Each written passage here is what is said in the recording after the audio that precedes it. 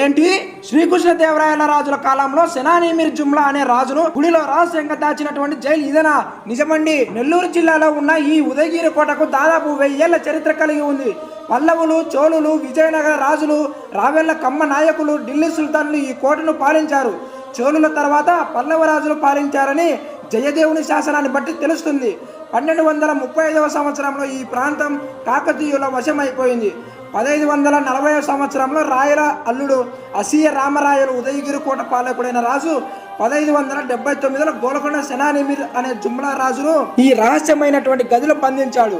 ఆ రాజు చిత్రహింసలతో, ఆకలితో ఇదే జైలులో మరణించడం జరిగింది.